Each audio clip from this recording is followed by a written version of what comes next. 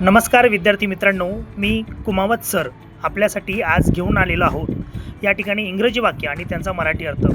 विद्यार्थ्यांनो, आपल्याला इंग्रजी शिकणं अतिशय महत्त्वाचे आहे आणि दैनंदिन वापरात जर बघितलं तर इंग्रजीतली जी काही महत्त्वाची वाक्य असतात जी आपण बोलतो, तर त्या वाक्यांचा ती वाक्य इंग्रजीमध्ये कशी बोलावी आणि त्याचा मराठी अर्थ काय होतो हे आपण आज शिकूया।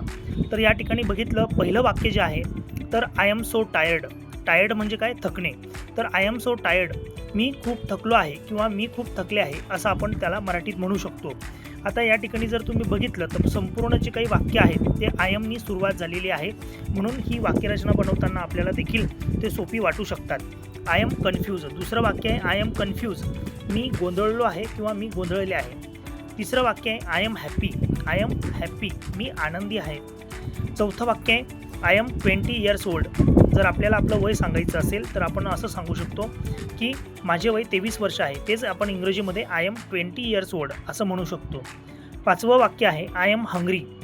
आपल्याला जर भूक लागलेली असेल तर आपण म्हणू शकतो आय एम हंग्री, मला भूक लागलेली आहे। सहावं वाक्य आहे आय एम नर्व्हस। जर आपल्याला चिंता वाटत असेल किंवा चिंताग्रस्त आपण जर असू तर आपण असं म्हणू शकतो आय एम नर्व्हस, मी चिंताग्रस्त आहे।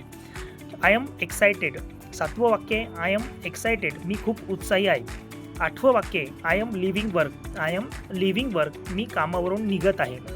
आय एम लिव्हिंग वर्क, मी कामावरून निघत आहे। नववं वाक्य आहे I am thirsty. I am thirsty, मला तहान लागलेली आहे। जर आपण तहानलेलो असू तर आपण त्या ठिकाणी म्हणू शकतो आय एम थर्स्टी।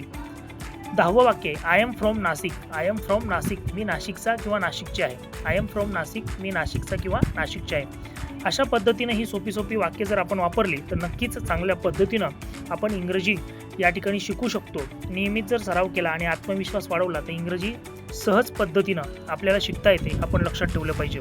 हे वाक्य वहीत लिहून घ्या आणि दररोज बोलण्याचा सराव करा।